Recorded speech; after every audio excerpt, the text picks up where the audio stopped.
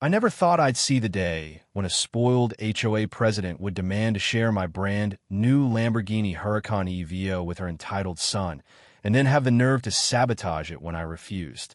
But that's exactly what happened with Marcia, our HOA queen bee, and her precious son Blake.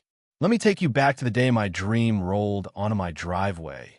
Matte black, aggressive lines, the engine a purring monster under the hood.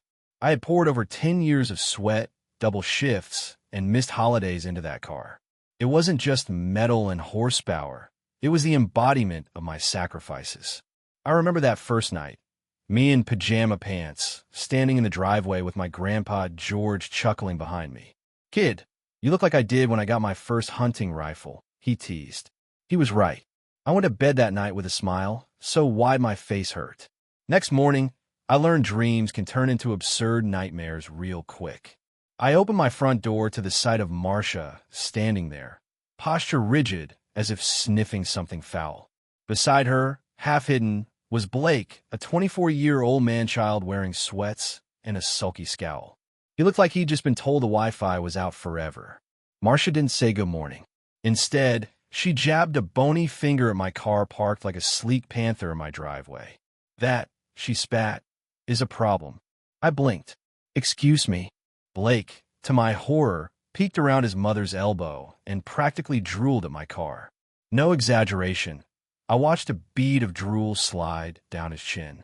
"It's my dream car," he whined in a whiny, stuffed-nosed tone. "Seeing it makes me depressed. It's unfair." Marcia lifted her chin, eyes narrowed like she was the supreme ruler of our cul-de-sac. "Blake is very sensitive," she said solemnly, like she was reading scripture. "As HOA president, I must ensure community peace. So for the sake of harmony and my son's well-being, you will allow him to co-own your vehicle." I laughed. I couldn't help it. "Come again? You want to co-own my Lamborghini?" "Absolutely," she said briskly. "We can amend the HOA charter if needed. All exotic vehicles shared equally for community morale. It's a contribution, a neighborly duty." I looked at Blake. His greedy eyes were locked on the car. He shuffled forward a step, arm outstretched as if he'd pet it like a dog. Inside my head, my grandpa George's voice rang out. "If someone tries to take what you bled for, stand your ground, boy." So I did. I told him a firm no, polite at first. I explained carefully that I bought it, I maintained it, and it would never be a shared toy. Marcia's lips pressed, so thin they almost vanished. "You don't understand," she hissed. "This isn't a request. It's for Blake's mental health." Blake, sniffily dramatic, added, "Yeah, you want me sad forever?" "Huh." I told them no, final. I shut the door in their faces, locked it, and muttered a promise under my breath.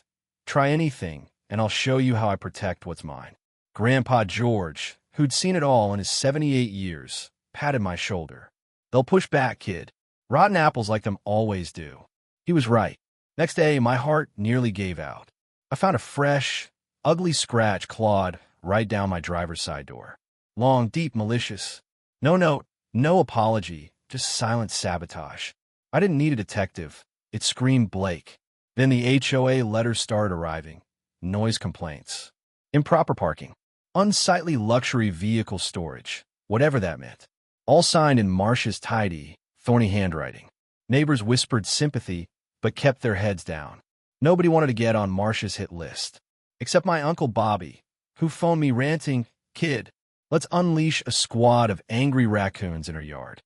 Teach her about noise complaints." I told him to hold that plan in reserve.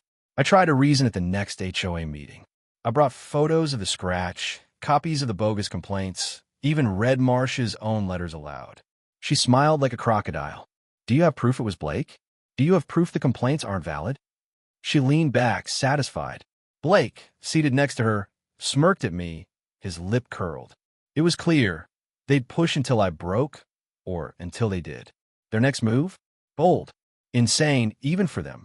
I was at work when Grandpa George texted, "Tow truck here. Marcia's with them. Says your car's abandoned." I flew home like my truck had rockets strapped to it. I found a tow driver hooking up my precious car. Marcia, arms folded, waved an official-looking paper. "We're removing an abandoned nuisance," she crowed. "It's in my driveway." I roared. The tow driver shrugged. Got paperwork, buddy. From the porch, Uncle Bobby appeared riding, of all things, his ancient push mower, wearing a Viking helmet and waving a pool noodle like a sword. "Unhand that steed, you brigands," he yelled.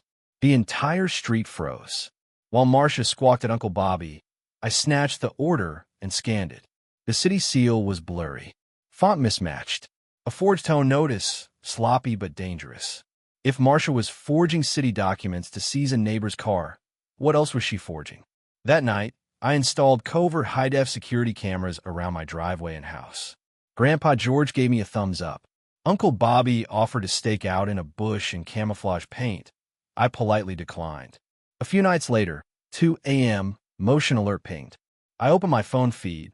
Blake, hoodie up, creep walking toward my car with a spray can. Then I spotted something stranger. A black sedan pulled up to Marcia's house. 2 figures, a man with a briefcase and Marcia with an envelope. They exchanged items fast, too fast to be innocent. On screen, Blake hesitated, then sprayed a hideous neon line across my hood. I flipped on the floodlights and siren. He yelped, bolted, dropped the can. I saved it all. Blake caught red-handed, and Marcia's shady midnight exchange. I wrestled with what to do. The easy move. Report Blake for vandalism. Sue Marcia, sleep well. But that briefcase? That shady contract company, Midtown Partners LLC, she visited? It smelled rotten. This wasn't just petty HOA harassment anymore. This was fraud. I dug. I combed HOA financial records. Midtown Partners LLC appeared everywhere. Consulting fees, landscaping design, emergency road work. All grossly overpriced. Payments all authorized by Marcia. She was funneling HOA funds to a shell company she secretly owned, while bullying residents with fake fines. I gathered everything. Video of Blake spray painting my car, the forged tow order, photos of the shady meeting, and the LLC link, HOA budget records. I kept quiet, bided my time, and waited for the annual HOA budget meeting. On D-Day, the community clubhouse was jam-packed. Word had spread that I was bringing receipts.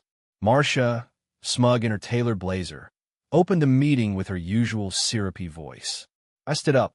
"Excuse me, President Marcia, before you pass your budget, we need to talk about fraud, forgery, and property damage." I played the footage on a projector, Blake defacing my car. The forged tow notice. The nighttime briefcase handoff. Murmurs turned to gasps. Blake, red-faced, hid behind his mother. Marcia screeched, "This is lies. Lies." I projected the financials, payment after payment to Midtown Partners LLC, cross-referenced to her own mailing address. A neighbor shouted, "You stole from us." Police came. Statements were taken. Marcia was arrested for embezzlement, forgery, conspiracy, and child endangerment, for drugging Blake to keep him docile. Blake? He got mandated therapy and 300 hours scrubbing graffiti, including my Lamborghini. The neighborhood? Freed. A new board was elected. Grandpa George is now head of the architecture committee. Uncle Bobby runs a monthly barbecue and movie night. Kids play in front yards again. Peace at last. As for me, my Lamborghini gleams like new, a fresh ceramic coat, and a state-of-the-art security system protecting it. Next to it sits a small sign, earned with blood, sweat, and a good lawyer. Touch it and meet both again. I learned something priceless through all this. Real justice doesn't stop at punishing petty theft. It means ripping out the roots of corruption so everyone can breathe free. And sometimes, all it takes is one stubborn car lover and a very loud Grandpa George to remind a whole community, bullies don't win here.